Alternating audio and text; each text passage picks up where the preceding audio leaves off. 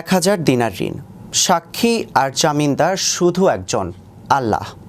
সময় মতো ফেরত দিতে যানবাহন না পেয়ে সমুদ্রে ভাসানো হয় কাঠের টুকরো, আর তাতেই ঘটে এক অবিশ্বাস্য ঘটনা।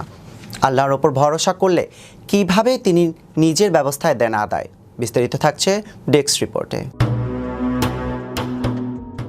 আমানতের রক্ষায় আল্লাহর প্রতি অবিচল আস্থা এবং পরিপূর্ণ বিশ্বাস, এই তিনটি গুণে একত্রিত হয়ে এক হৃদয়ে ছুঁয়ে যাওয়া ঘটনা উপস্থাপন করা হয়েছে প্রিয় নবী হযরত মুহাম্মদ সাল্লাল্লাহু আলাইহি সাল্লামের। এই হাদিসটি আমাদের কাছে বর্ণনা করা হয়েছে হযরত আবু হুরায়রা রাদিয়াল্লাহু। ঘটনাটি বনি ইসরায়েলের এক ন্যায়পরায়ণ ব্যক্তি ও এক বিশ্বস্ত ঋণদাতার মধ্যকার। এক ব্যক্তি অপরের কাছে চাইলেন 1000 দিনার ঋণ। ঋণদাতা তখন বললেন, সাক্ষী আনো। ঋণ গ্রহীতা বললেন, আল্লাহই সাক্ষী হিসাবে যথেষ্ট। এরপর ঋণদাতা বললেন, তাহলে একজন জামিনদার আনো। উত্তরে ঋণ গ্রহী বললেন, আল্লাহই আমার জামিনদার। এই সরল সোজা কিছু গভীর আস্থার পরিপূর্ণ কথাগুলো শুনে ঋণদাতা বললেন, তুমি সত্য বলছো, এবং বিনা দ্বিধায় তাকে 1000 দিনার দিয়ে দিলেন। নির্দ্বিধায় সময় ঋণ শোধ করার প্রতিশ্রুতি দেন ঋণ গৃহীতা। দিন যায়, সময় আসে, ঋণের শোধের জন্য ঋণ গৃহীতার ফিরে আসার প্রস্তুতি নেন, কিন্তু দুর্ভাগ্যবশত তিনি কোনো নৌযান খুঁজে পান না। সময় পেরিয়ে যাচ্ছে আর প্রতিশ্রুতি ভঙ্গ হতে যাচ্ছে। এমন সংকটে দাঁড়িয়ে তিনি করলেন এক অদ্ভুত কিন্তু ইমানদার ভিত্তিক কাজ। এক টুকরো কাঠের মধ্যে 1000 দিনার ভরে দিলেন, সাথে লিখলেন একটি চিঠি ঋণদাতার উদ্দেশ্যে। তারপর সেই কাঠটি ছুঁড়ে দিলেন সমুদ্রের ঢেউয়ে।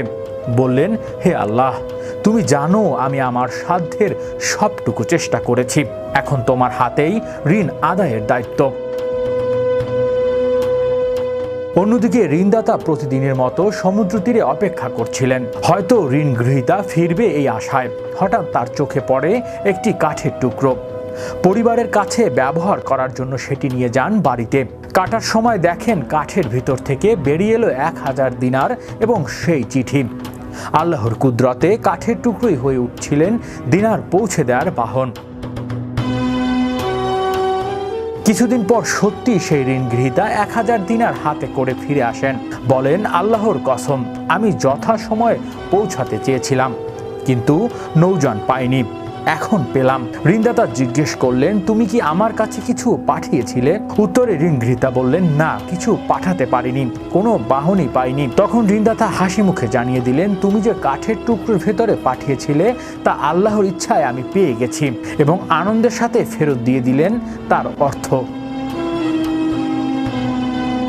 এই গল্প আমাদের শিখিয়ে দেয়, যারা আল্লাহর উপর ভরসা করে তাদের জন্য তিনি এমন রাস্তা খুলে দেন যা মানুষের কল্পনার বাইরে। হাদিসের সত্য ঘটনা আমাদের মাঝে আমানতের শিক্ষা ও আল্লাহর প্রতি নির্ভরতার শক্ত বার্তা বহন করে।